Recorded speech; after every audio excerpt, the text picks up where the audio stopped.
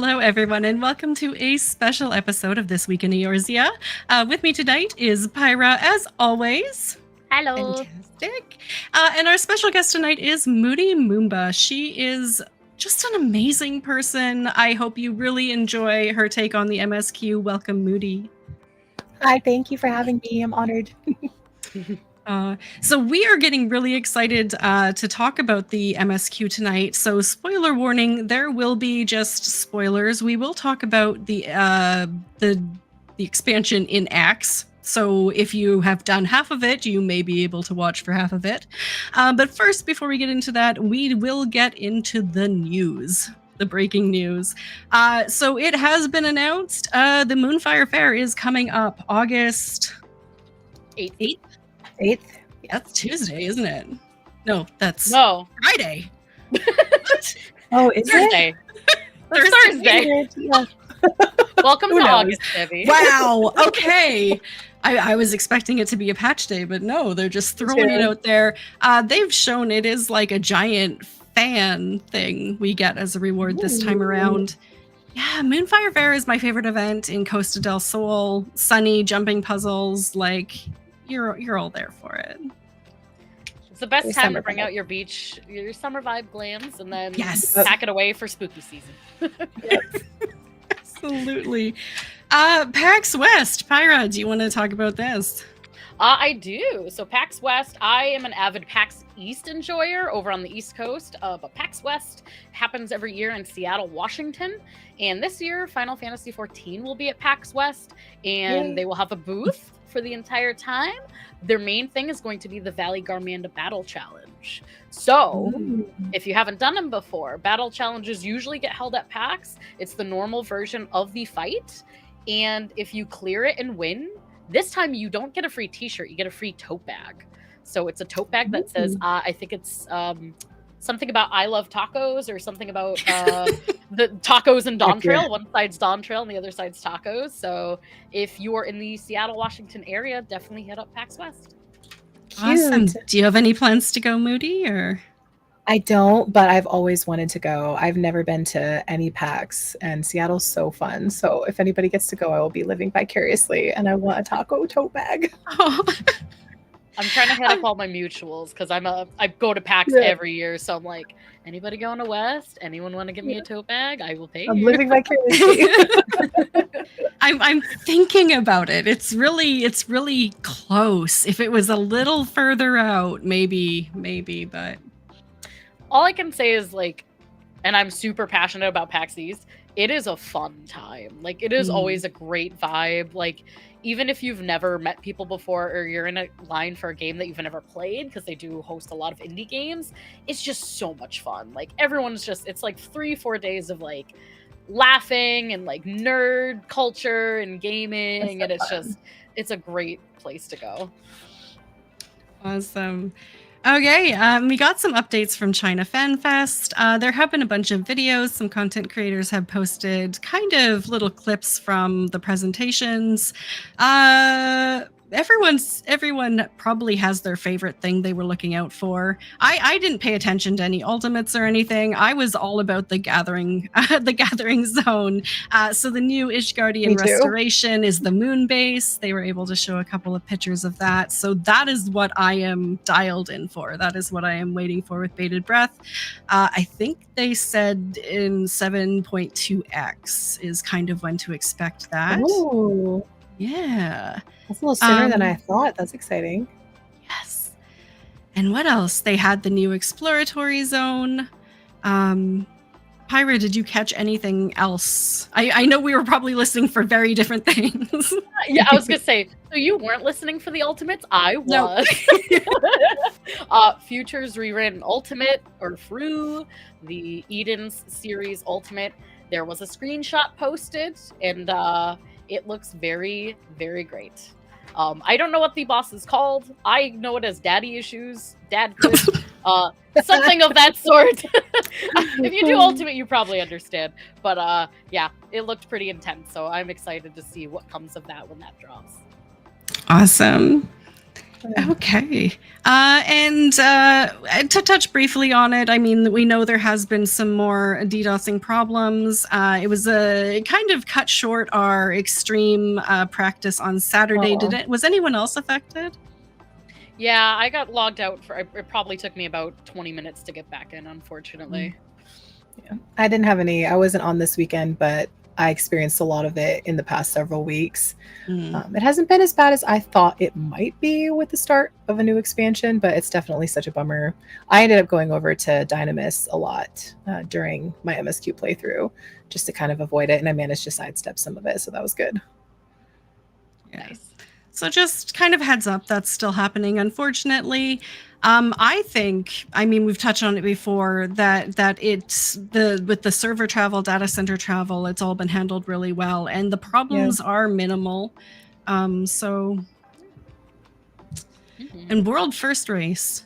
So I unintentionally woke up at 4 o'clock in the morning that morning, and before I started streaming at 9, they were already on the 3rd trial. So were you watching Mog Talk, Pyra?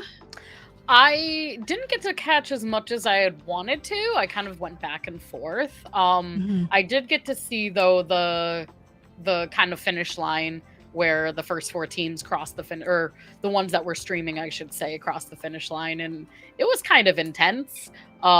Especially seeing team 1, I forget what team won in the end, but the first, second, and then the third and the fourth team all cleared within seconds of each other. I heard that. And then That's the second crazy. two. It was wild. Like, seeing that live was like, it just felt like you were at a sporting event, just like, oh, yeah, it was intense. So close.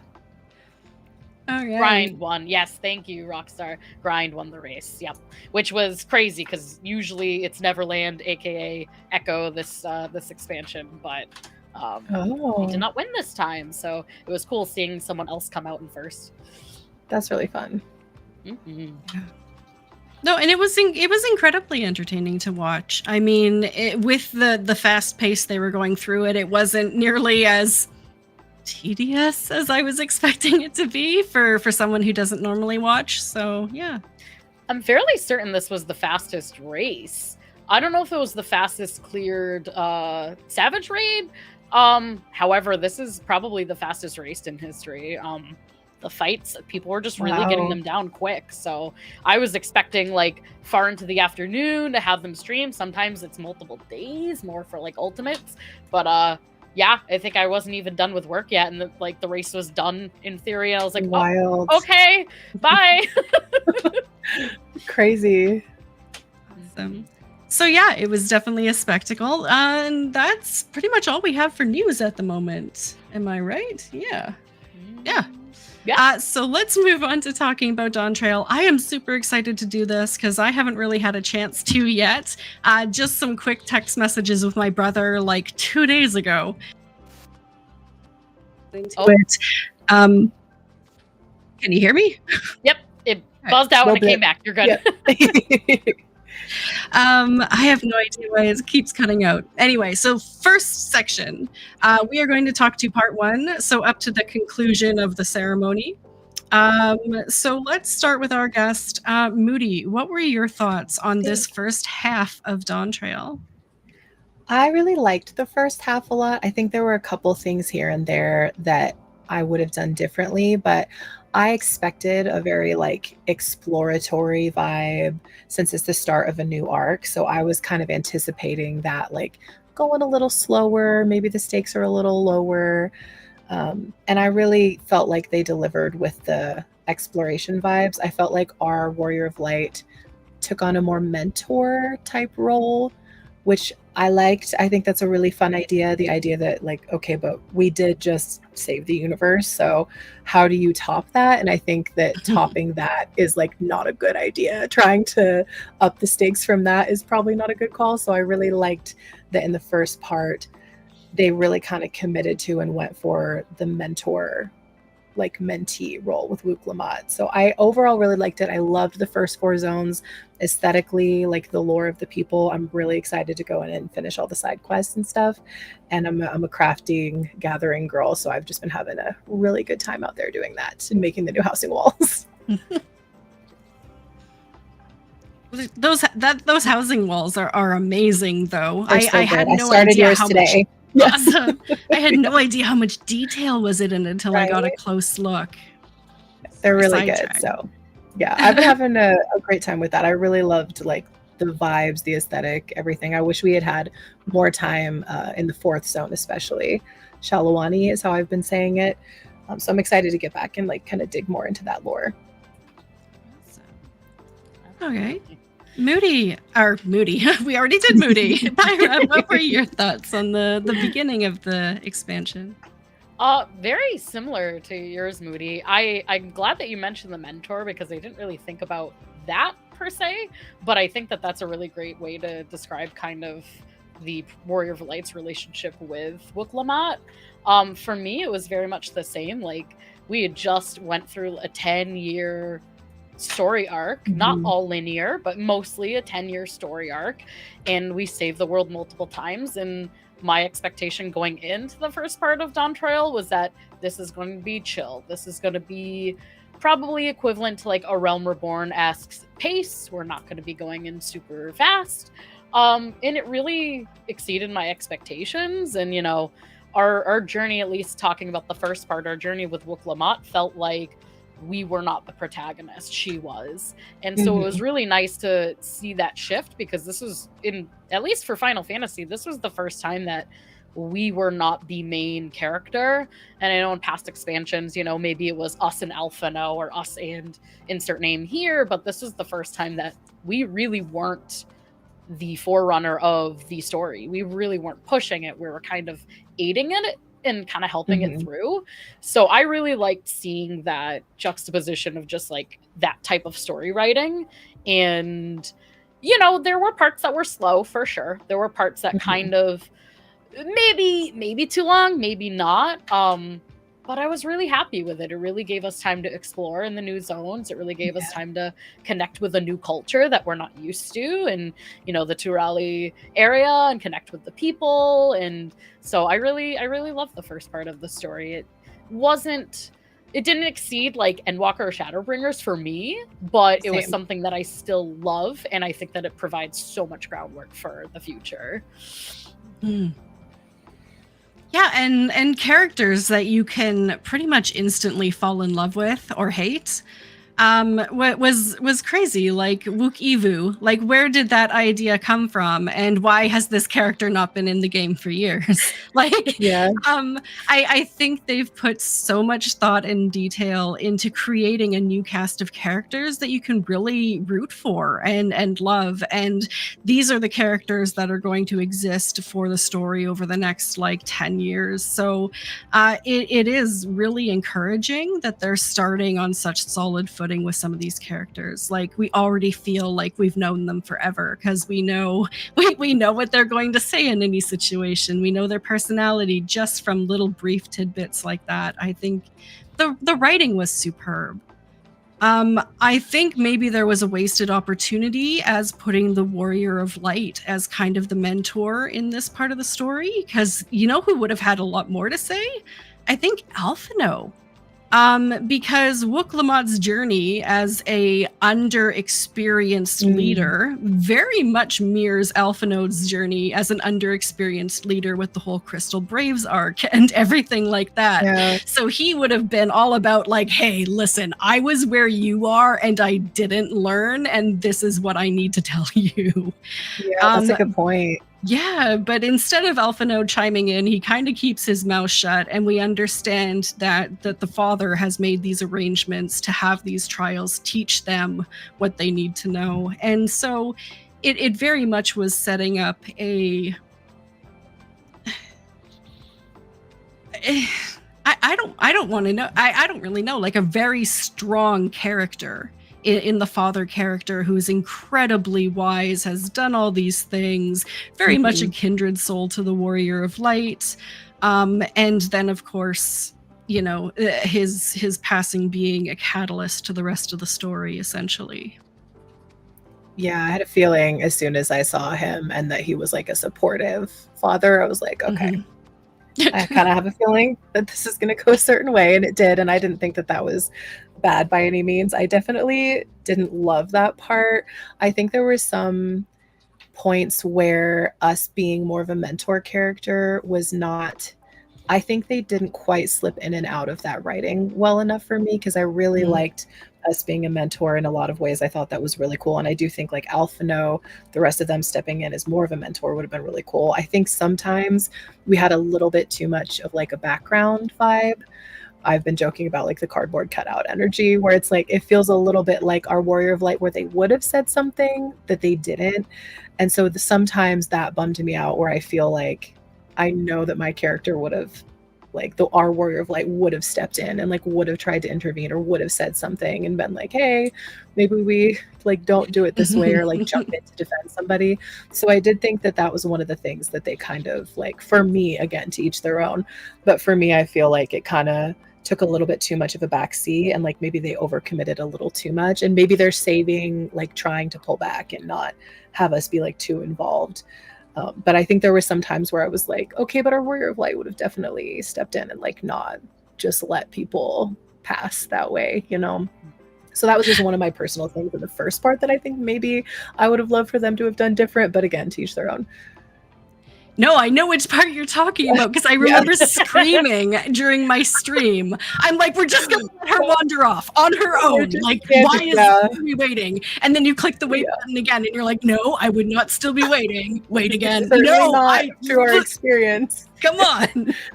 Yeah, I think that was a little hard to watch, because you're like, I know for like not me as my character, like I know this character has learned this lesson so many times. So. New continent, no thoughts. Like they were just like, it seems fine. Oh gosh, I had a couple of those moments too where I just wanted to do more, and I'm like, no, I know that they're saving that for someone else to jump in, but we've been in charge this whole time, so what do we do? It's weird. It would be weird for like, I think anybody who had grown so much in a leadership role.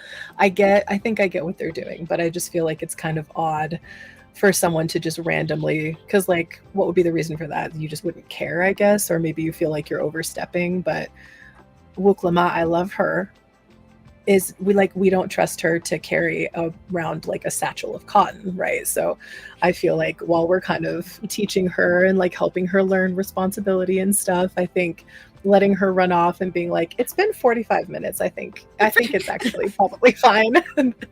I just feel like someone in the group who has been kidnapped before or seen their friend kidnapped before, just stuff like that. But you know, that did take me out a little bit. I was like, okay, the immersion's a little bit broken, and I think they kind of like snowball some of those things. But overall, I really did think that like I liked the mentor aspect of it a lot. And I think while they faltered in some places, I did think that was a really good like idea, a good way to start. And simple poll here out of the three of us, maybe chat can chime in too. Who likes those follow quests? Like, I personally can't stand them. I don't mind them. I'm a WoW kid, so I have been through the escort quests up and down. So for me, I was like, this is fine. I'm following them. They're not following me. I'm good. But I think I can absolutely see why they would be so frustrating, because it's just not like very intuitive. Yeah, and I mean, no matter how hard I try, I always fail at least a few times. And they've tried to make it simpler with like all sorts of markers and highlights and red areas, and I'm still dumb. It's a lot. It's a lot. It's a lot to keep up with. Yeah, and it is finicky sometimes. Like I don't think I hate them. They're not my favorite, but like I've definitely had those like lazy black mage moments where I'm in MSQ with my husband or somebody, and I'm like, ooh, ethereal manipulation to them, and then it's like, we saw you, and I'm like, oh no, dang, that's smart. I didn't think of that. Be lazy. So sometimes when you get 90% through and you have to redo it, it's a big pain. Excruciating. Yeah. Okay. So many And tiers. I know they changed the content of dungeons quite a bit. So they look aesthetically very different in terms of mechanics, the interactivity. There seems to be some kind of even active time events in dungeons in this first half of the expansion too. Is it a good change? Do you enjoy it or? I like the dungeons. I thought they were, I've heard some people saying they seem like harder, like that they seem a little bit more complicated the first time through. I can't quite judge that because I had some really long days playing through the MSQ. So I think, ironically, by the time I got to the dungeons, each day it was at the end of like a 10-hour day. And I was like, how did I time it in this manner? So my brain was a little bit melty. But I thought for the most part, I could definitely see why people were saying that they were a little harder. I think it was different types of mechanics. That's a really good way to say it. I hadn't thought about it like that. I'm hoping that it's just that we're going to get used to it, just like anything, and that pretty soon, like the next set of dungeons that are released will be like, oh, okay, we've got this down. But I did see why people were saying they were a little bit like spicier than they have been. I liked it. They were so beautiful. I couldn't tell you. I was like, they're so gorgeous. I'm just like staring at the walls. So I wasn't quite watching the mechanics as closely as I should have been. But they were fun. I had a good time. Pyra? I loved the dungeons this expansion. Yeah. It's one of those things where I definitely got in the mode last expansion, maybe the last two expansions, where I kind of got bored of dungeons. And that maybe is me being jaded, like transitioning to harder content, but I didn't, story-wise or like mechanic-wise, I wasn't going back to dungeons as much in past expansions as I have now. And like now I'm like having fun. I still get tripped up in certain mechanics and like I'm still trying to learn them a little bit. But I think what also helped too, we're talking about like how beautiful they are with the graphics update. I think it also like even just some of the open world maps, they can add more elements in there. So it just it felt more like a breathing, living ecosystem versus some of like our older dungeons just feels very like 2D and kind of plastered on the walls. This actually felt like you're going through the story and you're also like being immersed in this world. So I really loved like that combo of like story with the visuals and then with some of the kind of bumped up mechanics. It makes it feel more like fun to go into for sure. Yeah, interactive, immersive. Yeah. Absolutely. And I think the adjustment they made to making the dungeons a little bit spicier, they made instanced like solo instanced content a little bit easier to the same degree. So I find that, I mean, whether you can always get a party to help you through MSQ dungeons, you can't get someone to help you through a solo instance. So I think that might be the direction they were going. Is if there's going to be a roadblock, it's going to be those solo instances. And I think Endwalker ones were maybe a little too difficult. There was a couple of times I know a lot of people bumped it down to very easy and still it was not very clear what the objective was or how you were supposed to get through. So we know that one solo instance. Yeah. Yeah, that's always my problem when you're like, I could do it. I don't know what you want from me, but if I knew what you want, like I would be able to do it for you. That's what I always have problem with the solo instances. And then you see that the NPC's like telling you, and I'm like, there's too many things happening. I'm overstimulated. So I definitely think that they've done, it felt a lot clearer this time. I'm also a scholar main, so like healing those can be kind of, I just want to heal everybody and I don't really need to be doing that in the solo instances, so I already have like a little bit of a confusing time. But yeah, that is a really good point that it seems like they went a little bit easier because I didn't find any of the solo instances too tricky this time. No. Yeah. No, I was able to do them all on normal, kind of the first try, which is very unusual for the past two expansions. So definitely helps with like leveling the playing field too, because you know there's always this we're gonna always find this issue of, you know, casual versus hardcore and like what's the middle ground and like how do we make sure that everyone can have a fun time regardless of their play style and their skill level.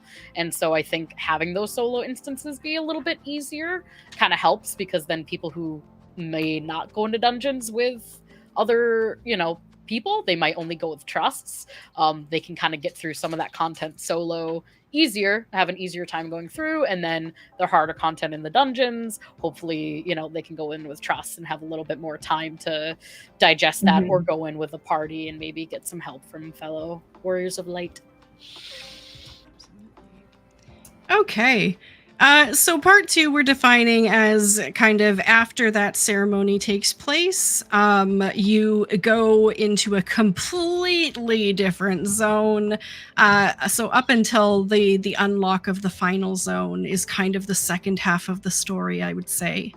Moody, what were your thoughts on that complete break into a different section of this expansion? It was definitely, I was down for the vibe shift. I was down for the switch of like the aesthetics and everything. I really loved Shalawani. I thought that was pretty cool. And then as soon as we like started story-wise getting into like the techie vibes of it all, I feel like story-wise for me, again, to each their own, I can be nitpicky. I feel like story-wise for me, I really loved the ideas so much. And I feel like the way that some things were delivered were a little bit hard for me, because I felt like even though we don't know some of these characters very well, I feel like people started to do things they just wouldn't really do. And the way that some people were acting towards each other, it just felt like very different writing from the first part in a lot of cases, and very different writing from Endwalker, which is fine. But for me, I struggled with the second half. Like for me, right up until the, not Ascension, what's the ceremony? The like crowning ceremony, Yeah. I was like, okay, I'm down. And then I feel like for me, it started to fall apart a little bit, because I feel like even Wook Lamont, who I know is going to be a polarizing figure, I like Wook Lamont fine. I do think that some of the choices she started to make felt a little bit unhinged to me, like even for her character. And so that was kind of hard for me to lock in with, because I did think it was really cool ideas. Like I really liked the vibe. Solution 9 is sick. I love the energy. I love like the cyber vibes of it all. I thought it was really cool. But I think that was when I started feeling like a cardboard cutout as my Warrior of Light a little bit more. And we had some really cool moments, and I loved a lot of the really small moments. Overall, I feel like they do so well with small moments. Like they do so well with like background lore and stuff. But I think a lot of the big moments for me, if I could put it as succinctly as possible, a lot of the big moments had me being like, what do you mean? Like, but why? Like, why would you allow this to happen? Why would you, like, why is my I wanted to shake my Warrior of Light, because I was like, what are you, like, why are you letting this happen right now? So I definitely, there were some things that I took issue with. I did not and do not enjoy the soul aspect of it.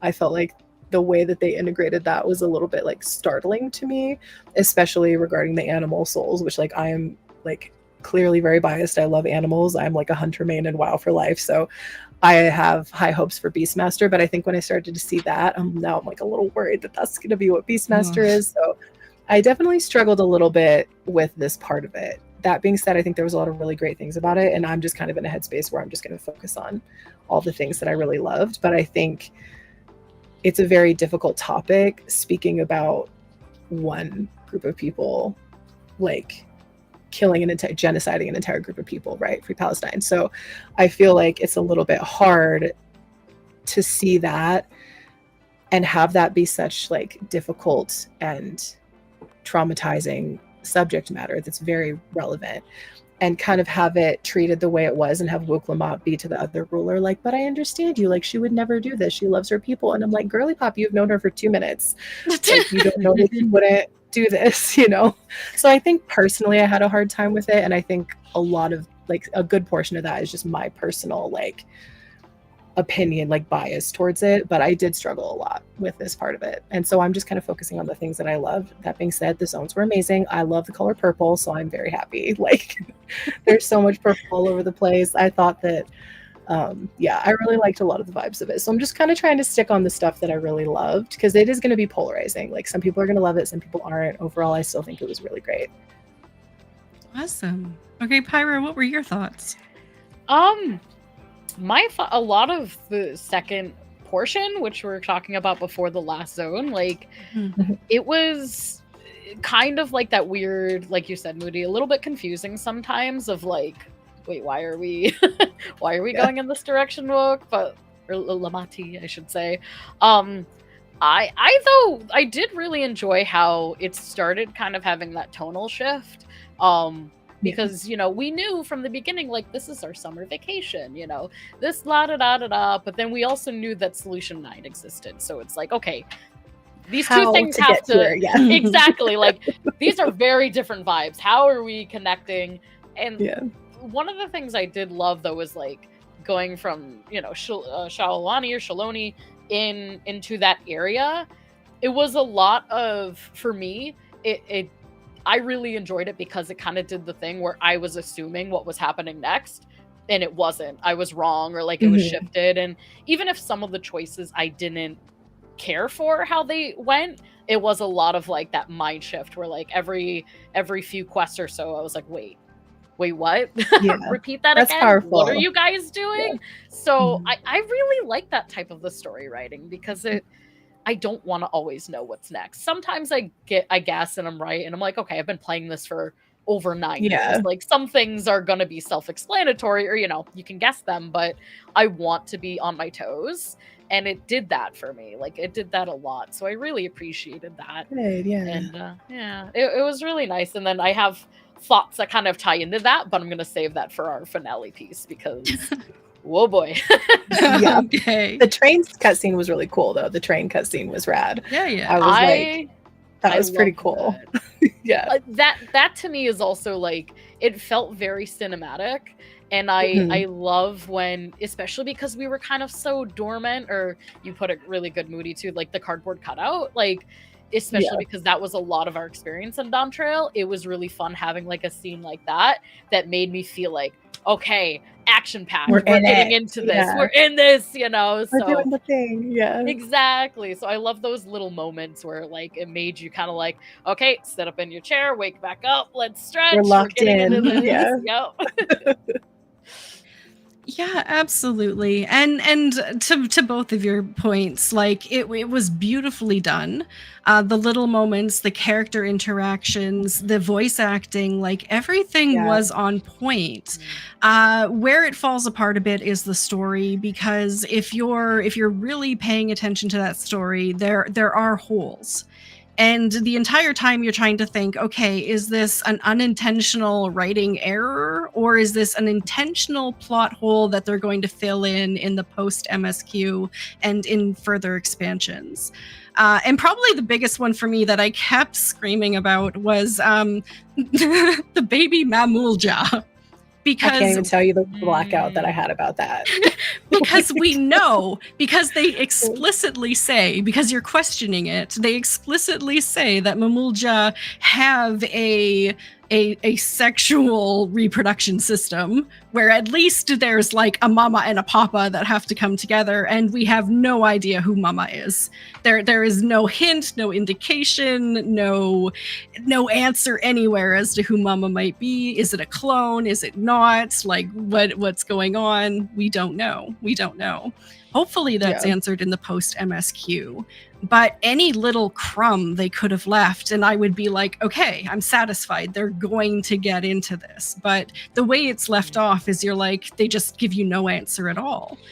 And that's just one example, right? Because there's a few others, and I can see, kind of to Moody's point, that you kind of, you get hung up on it, because you're like, well, wait a minute. I'm suspending my disbelief in believing that this futuristic world has come and is now part of my, America Town experience. I can suspend my disbelief for that. But I don't know. Where did this baby come from? Yeah. That's a really good way to say it. So you're not sure if they're gonna like address it or not. I also was so like fully shook by the way that they were just treating this small child. Right. I do not have children. I am a cat mom, but I was like, someone get this kid some therapy and a babysitter. Like, this is absolutely not okay to be having this conversation in front of this child right now. Like, I was so genuinely upset that I was just like, this must be something I'm not understanding. Like, I must be like, because I was just like, this is an insane thing to do, like, right, for any adult. Yeah, let's just take the little kid on this super dangerous journey because, oh yeah, we find out that he's needed at the very end. Yeah. I was like, y'all are gonna need to. I'm happy to suspend my disbelief. I was very excited about the clash, and like Pyra was saying, I thought that was so sick. How we're like, we know that the city, like, how are we gonna get there? And I thought that that was really cool and a really cool idea. I just felt like some of those things, like the plot holes, were a little bit. There's a way to do plot holes where you're like, now I have a question and I don't know like when or how it's going to be addressed. But then there's other ways where you're like, did y'all not catch this? Or was it like, and if I doubt you like that, not you, but like if I doubt the writers like that, then that starts to like unravel other stuff for me and make me feel like a little bit less respected as a viewer or a player. And I know that they love us, and I know that they always do the best they can for us, and I know that they put so much work into it, and I appreciate them so much. And I just want to say that I'm so grateful. I just feel like they tried to tackle some really dark themes, and maybe they saw how Endwalker generally did really well with people, and Shadowbringers generally did really well, and they were both pretty dark. So maybe they thought like taking it a little darker will harness that energy. But I feel like they kind of fumbled some of the heavier themes for me a little bit. That being said, aesthetically gorgeous, amazing, super excited about like just hanging out in Solution 9 and crafting there. Like I literally can't wait to do that. The music is just amazing. Like the music in some of these zones, like when you're hanging out in Tuliolo, like the jazz music just wakes so you up. And Solution 9, like the kind of lullaby music just, calms you down. And but for sure, I think that the biggest problem for me is like when is this stuff going to get addressed? And you should have said something, dropped something. But oh my god, what was I going to say?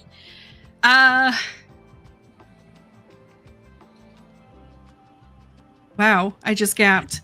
Sparkly dye when? Like I kept looking at her dress and being like, when are we getting sparkle and texture dyes, right? That's the only thing I could think about.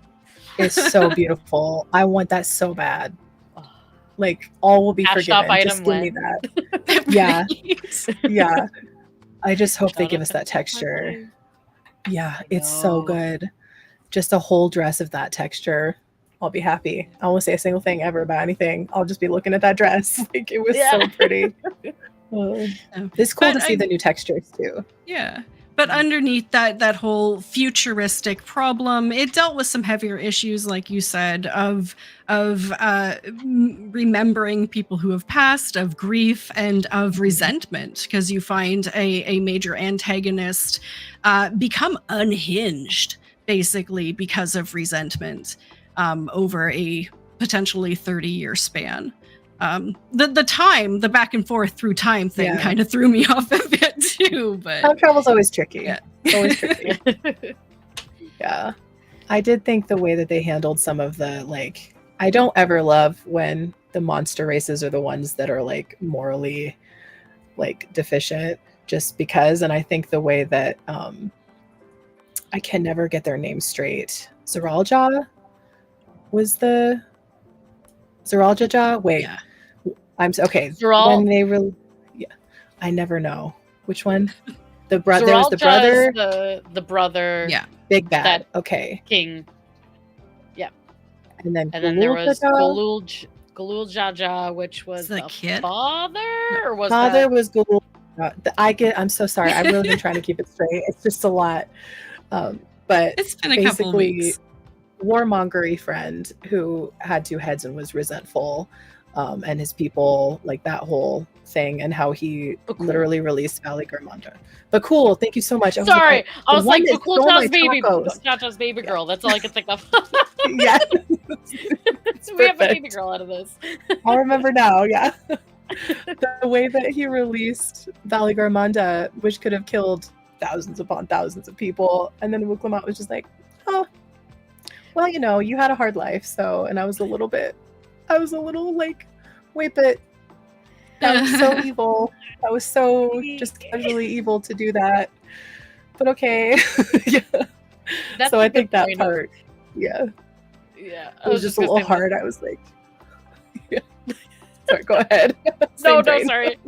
Yeah, same brain cell. It was one of those things too, where I was just like, in one hand I was like, oh yeah, that's good, he's getting a redemption. On the other hand, I'm like, still was totally cool committing genocide potentially. So like, do we trust him? Like, is he off? He helped us once. I don't think that explains his crimes or pays for his crimes, but his transformation didn't seem genuine because we didn't work very hard for it. We saw a scene where it's like, oh yeah, you had a bad childhood, so all is forgiven.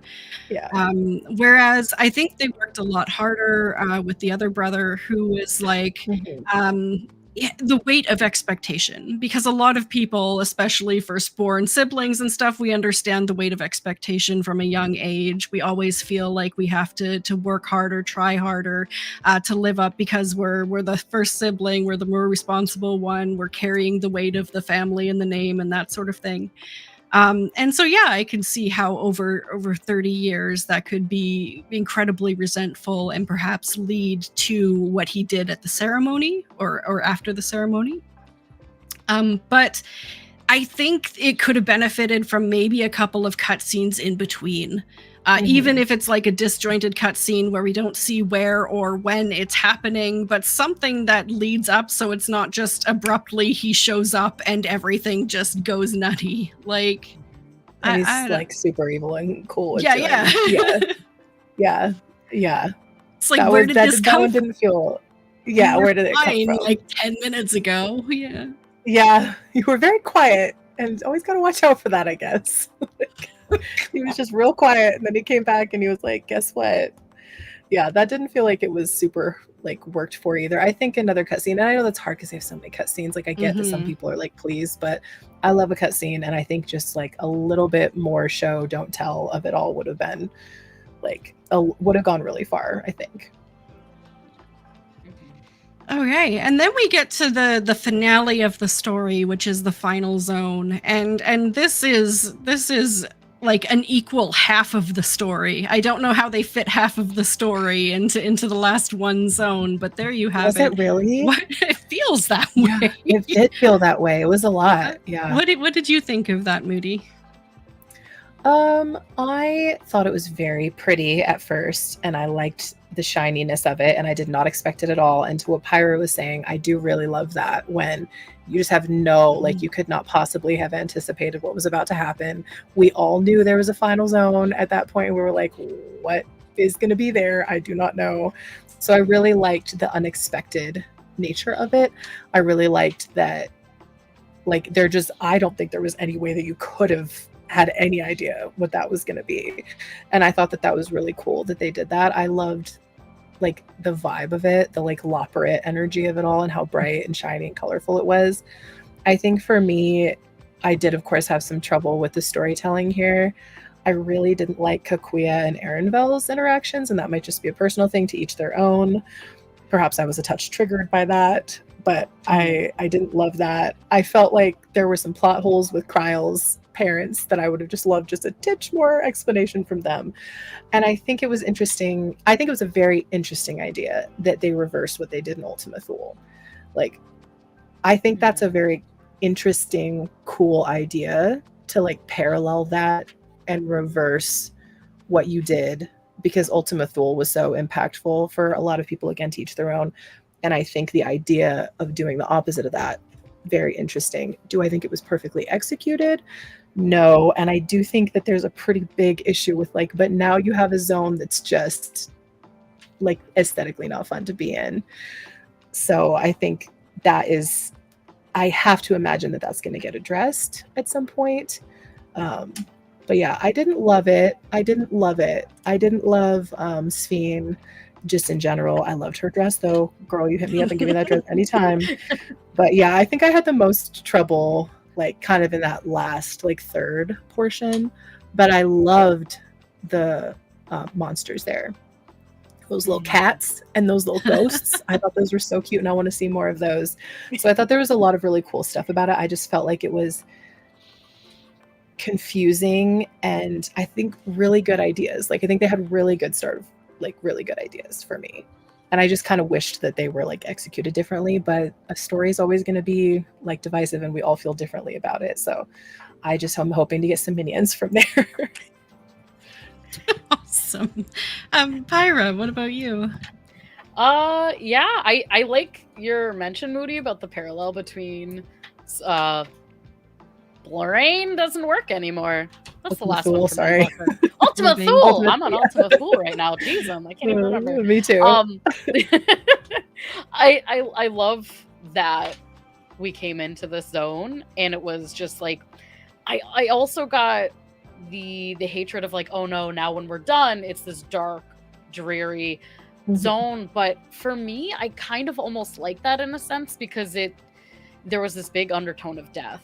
And there was those moments, like you mentioned, like it hit everybody differently. And I remember having conversations with my husband, who's not an emotional person, not to put him on the spot, but like he was triggered, I was triggered, you know, and it like, and like the scene, especially with Graha on the boat, and you're talking about that loved one, and like, what if you had one extra day? And it's like, I've loved talking to friends and people and kind of like how people have been able to pick one person in their head and be like, I thought of my grandma, I thought of my mom, I thought of, you know, my rabbit, like something like, you know, they really, and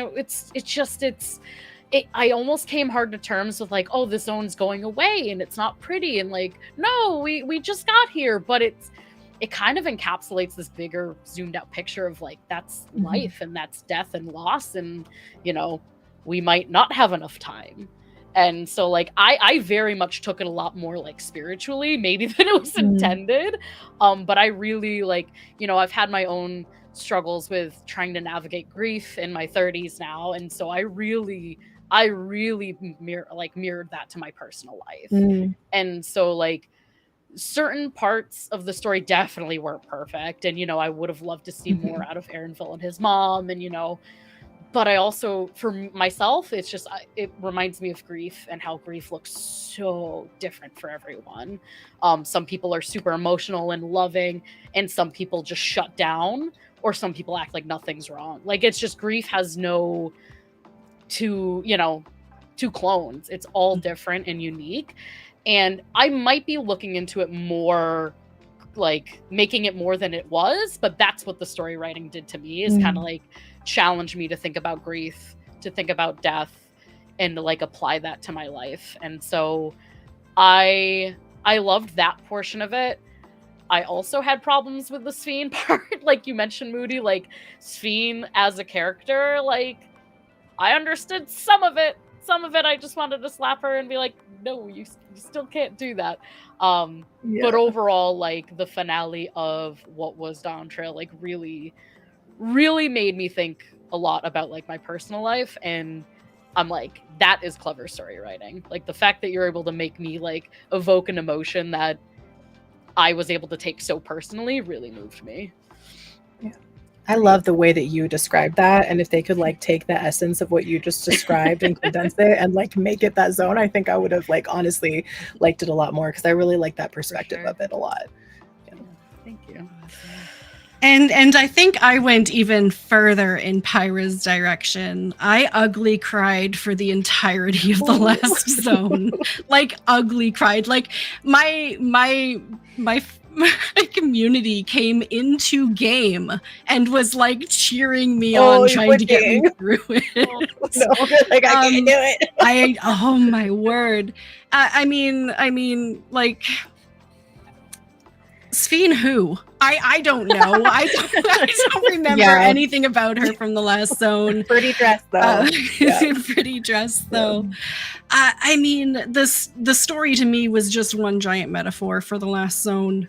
Pretty much everything that Pyra already mentioned, but I was a huge daddy's girl, and losing my father, even though it was like more than 10 years ago now, has been the defining moment of my life. And literally everything was like was trying to get you to make those connections. It was dealing with different kinds of grief, so it felt like when they made you personally press the button to close down each part of the zone, like it didn't happen on its own. You had to press that button. Was like saying goodbye to a pet. It was about pulling a plug, euthanasia. It was about you making that decision to let something go. And it just felt cruel. Like, please, game, Yeah. like, don't make me keep pressing this button. Like, I can't. Oh, Pyra, I'm sorry. Poor Jinx, But I'm so that's sorry. exactly it. That's how real it felt to me in those moments. And yeah, you never know the right things to say. Erenvel didn't say the right things. Kryl didn't say the right things. Those interactions seemed awkward and difficult and unperfect, but that's the way goodbyes are. I never got to say goodbye to my father. He just disappeared. I had lunch with him one day and he died during the night, and that was it. Like, you don't get to say goodbye. Or you see someone who's suffering from an illness, and even though you have weeks or months with them to say goodbye, it just never feels enough, and that's the one more day. Like, I was just traumatized by this last zone. Oh my god. From beginning to end. Sorry. But Hopefully it was cathartic though. Too. Yeah, it was cathartic, and the best part of it for me was my community was right there in game with me. We did the last trial together. I felt like Azim. Which is convenient because I got an Azim tattoo a couple of months ago, but I felt, able to summon my friends, get together, and take on the last challenge together despite everything. And it was a beautiful moment that I will remember forever. Yeah. That's lovely. I'm so glad you had that experience with it too. Yeah. And it's like everybody takes something different, exactly, you know? So yeah. I didn't scream though at the end. Oh. I screamed at Yoshi P to only my husband and my dogs heard me, but I was like, this was supposed to be a vacation. I was not supposed to have feelings. I didn't want to feel. I didn't want to cry. You're hearing from my lawyer. I was told that there would be beach drinks. Okay, and that was it. We didn't even get tacos. We didn't even get tacos. That was the part that I was the most upset about, to be honest with you. They were stepped on. Yeah. We were supposed to get some, and then, oh, come here, Warrior of Light. I'm mad. And then everybody else, Eorzea and stuff, they got tacos, and I was like, you didn't even bring me tacos? Like, y'all ate tacos without me? Don't worry, I'll go save the world again. No tacos included. Yeah. Ridiculous. Just in the background crying, taco list. Yeah. So after all of that, what are your final thoughts on the expansion? Where does it rank in your personal favorites, Moody? What do you think? I feel like for me, I have thought about like where would I rank this, and I think it's just its own thing for me now. I think it's like starting for me a new like ranking system, because I feel like it's so separate and so different for me from like the prior story that I think now it's going to be for me like Dawntrail versus whatever the next expansion is versus whatever the expansion is after that, just because I tried to think about it and I feel like it is just so different. I don't think, no matter what this expansion was or how I felt about it, I don't think I would ever be able to compare it to like Endwalker, because it's just the end of a 10-year arc versus the start of one. And even with Realm Reborn, I know a lot of people are comparing it to Realm Reborn, but I'm like, that was such a different era for Square Enix and for this dev team in general, that for me, I feel like it's just kind of its own new thing. And I'm really excited to see like where it falls within the next expansions that come after it, because I feel like the team is just so different from how they were in Realm Reborn. And there's a lot of like, I just feel like I can't judge it the same way, because people are like, well, there was a lot of exposition in Realm Reborn too, but I'm like, I know this is this is a completely different world, like for the dev team alone, and like the music and everything. So I feel like for me, it's just kind of its own thing, and I'll see like what adventures come next and kind of go from there in my brain. Okay, Pyra, I like. Or do you need a moment? No, I'm good. No, I'm good. That's how you know you play Final Fantasy, when you're just rationally speaking and you're like devastated. Oh gosh, but Moody, I liked your talk about like having it be its own ranking system, because I also had that like challenge of like, how do you rank this in what we've known prior to Dawntrail, right? It's very difficult. If I had to put like a number ranking or like where it fits for me, and I'm talking about like everything too, not just story, like, you know, the graphics update, the fights, the trials, everything as a whole, I kind of find it right under, so I'd say like Shadowbringers, Endwalker, Dawntrail for me, and then Heaven's Word, A Realm Reborn Stormblood. No offense, Stormblood. But that, yeah, I really loved it for a lot of different reasons. I don't think it was as impactful as Endwalker or Shadowbringers. I don't think it ever could, and I don't think it ever should have been, because if we're starting at a high, there is a ceiling. There is always going to be a ceiling. We can, like, us as fans, appreciators, players of the game, like, we can't expect like a constant one up.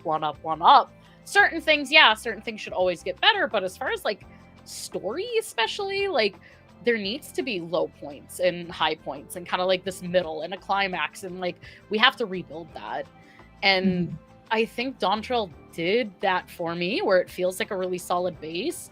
I mean, if we get to the last few cutscenes of the Dawntrail main MSQ, like, what does that key do? Can we go to other portals? We know Ishtola's trying to go back to the first. Like, there's so, like, my brain's already firing like so many different loose threads that I just want to pull on. I'm like, what are we doing next? What are we going for next? So, like, I really enjoyed Dawntrail, and I'm excited to see what's to come from it. And even with its, its misses and its plot holes that shouldn't have been plot holes, and like everything that was wrong with it, I think it provides so much light in a good direction that, like, it really, I was worried how it was gonna be after, becoming a new beginning for like the story and the direction of the game.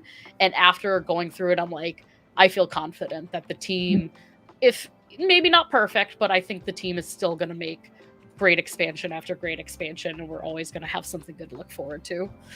Yeah. Awesome. Yeah, and I mean, I agree with everything you guys have said, and for me, it is kind of a top, because I mean, it has the same cinematic elements as Endwalker and Shadowbringers does. You can see the growth of the sound team, the music team, the voice acting team, the character design team. It's come so far. Like, my expectations were, okay, well, let's try to compare it with like A Realm Reborn, Heavensward, but it is improving. You can see the team, sorry, as a whole is still improving so much. It has those light, funny notes, those interesting, wacky characters that we want to see more of. And I kind of have to withhold judgment on the story itself until I see how or when some of these big things are resolved.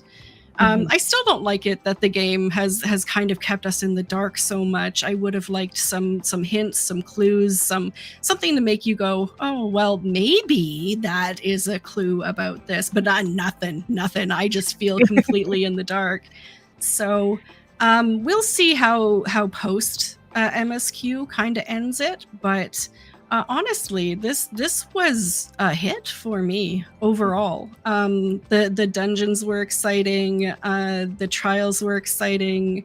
Yeah, I could criticize and nitpick little story things, but other than that, on the whole, I think this is a really good time to be playing the game, and especially as a new player to be joining in and seeing this. If they do in the future, I know they've been talking about it, make Dawntrail the new ARR. So allow it to be a entry into the game without having to do the previous arc. Do you think it could stand up as being a new introduction to the game? Moody? Gosh, that's such a good question. Because basically I'm looking at it from the perspective of like, I am a fresh newbie sprout. I know nothing. I think that in some ways, the things that I enjoy about Dawntrail, I enjoy partially because I have that historical experience in the game. And I think also some of the things that I did not enjoy because I have that historical experience. Like, I know how someone else would have written it, you know what I mean? And so I think it's a perfectly good fresh start, honestly. I think if someone was coming into the game with like zero historical knowledge about it, it would be a good place to just be like, you know what, this is going to be my impression, and my impression is going to be whatever it may be, but that's going to be a personal basis as to how somebody feels about the story. And I do think that it has a link to Realm Reborn in the way that there is a lot of exposition, there are those plot holes, and whether or not you said like they're intentional, we'll see in the future expansions. But I definitely don't think it would be like any harder to drop somebody into this expansion than it would, like, you could not drop them into Shadowbringers or Endwalker, certainly. No. But like vibes wise, it is all beginning, you know, it is all like, this is all new, it's intended to be brand new. Like, we don't know anything as the Warrior of Light, we have these characters that we already know, but I think that it would be a fine place in that regard to drop people in, honestly. Especially, like, I know they're going to have to deal with story bloat at some point. They could do what WoW did and have it be like, you can start like wherever you want, and you can pick if you want. But yeah, I think that could definitely be a viable choice for them. Yeah, Pyra, what do you think?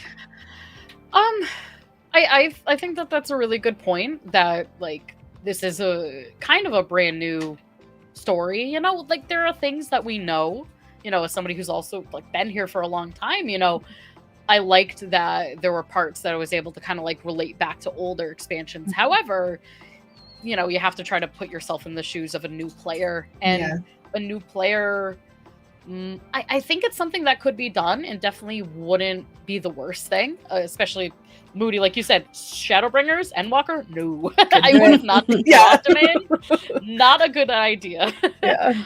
However, like I think it's something that they could achieve successfully. Would I recommend it to a new player looking to play the game? I'd say no. At this point, I'd say I love, and that's kind of like that last cutscene for me, like thinking of like, oh, traveling between worlds. Your solo wants to travel between worlds. Will they go off of that in a tangent? Like, if I didn't have that prior knowledge, I would never make a connection like that. I would never have that. So, do I think it's a good idea? I think it could be, especially, you know, we're going to get story bloat, and people are not going to be able to go play 10 years worth of story because their lives might be crazy and they can't, you know, enjoy it. But I wouldn't recommend it if people have the time and really love story. I would say go start back at A Realm Reborn. It gets better. Well said. Yeah. Yeah. So does anyone have any final thoughts? Just excited to see where things go, honestly. I'm excited to get into the Alliance raids. I'm excited to get into post-patch content. And like I said, I'm really excited to jump back into doing all the side quests, all the custom delivery stuff, all the Allied Society stuff. Like, that's really where my heart is. So I'm super excited to, like, there's so much more. There's so much already. I'm so overwhelmed. I've just been crafting housing walls for like 3 weeks. I have to stop. But like, there's so much to do. And I'm so excited to jump into all of that, that even though I do have like some, you know, not super fond experiences, like, it's a big expansion. It's a big game. Overall, I'm still so excited, and I like can't wait to watch all the Savage fights and everything. The maps are amazing. I know that some of us have been in the maps already, at least. Like, there's just like a lot to love and a lot to do, and I'm really excited to do all of it. Awesome. Well said. Pyra? Yeah, that was very well said. I think the same. I'm very excited. Like, I feel like I've done so much and so little at the same time. Like, and that's so great. I'm so excited because, like, you get jaded from, you know, last expansion. Endwalker was the first time I got everything to 90. And for a little bit, I was like, okay, I need more new stuff. Like, there's technically things I can do, but, like, I want more new. And, like, that's what Dawntrail's provided so far. And, like, at least all the content I've truly loved, and now I'm into Savage, and it's like I'm learning again, and I'm trying new things again, and it's like it's feeling fresh, and I'm so excited to see how that evolves. One last thought I have, which is kind of a rewind a little bit back to the music. I think Soken did a fantastic job. We have, so the music, and like I always think about it, I wanted to say it, Solution 9 is the same music as the Everkeep trial, just in a different key. So if you listen to it, like, and he does that a lot, but I feel like it's happened more and more with each expansion, where it's like it's the same music, but it's in a different key. So it's like, because of that, you get the really chill vibes, lo-fi, or you get the very like da-na-na, and it's like, So cool. if you listen to them, it's like this is the same song, but it doesn't feel like the same song. So just a little sidebar note there. I thought it was really fun. But love it. The music is Excited its to own see. character. It really Oh, is. yeah. For And I sure. think we had an opportunity to talk about music theory during the playing of the MSQ too, because if you listen, you can hear like the background themes of the Warrior of Light and of Heidelin and stuff throughout it. And no, it's just a brilliant piece. Soken is a gift to the world, and I'm glad we Truly. still have him. So Absolutely. Me too. awesome. Well, thank you so much for joining me. Moody, where can people find you if they want to watch you play Final Fantasy XIV? Twitch.tv/Moody Moomba, and I'm there Monday through Friday. We do a lot of, basically I just don't do the ultimates and savage and extremes, not because I don't love them, just because my brain will simply break apart. So we do a lot of everything else pretty much. But yeah, we just kind of hang out, try to keep the vibes as chill as I can. I do get excited here and there, but I've been doing a lot of crafting lately, like I said, so very chill vibes. Awesome. Love it. Okay, Pyra, what are you up to this week? This week, just a bunch of Savage. So I'm on the other end of the spectrum of things. Yeah, perfect. So very deep into Savage, and just chilling besides that. So looking forward to it. Awesome. Okay, and I'll be online Friday and Saturday. Friday is going to be maps, and Saturday is going to be the Extreme One.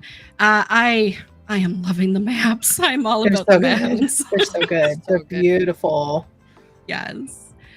So that's where you can find us. Links to everything is in the description below if you missed it. Thank you so much for watching us, everyone. I look forward to next week. Same channel, same time. For all the news there is to be had in Final Fantasy XIV, join us. Thank you very much for watching, and we'll see you in game. Bye. Bye.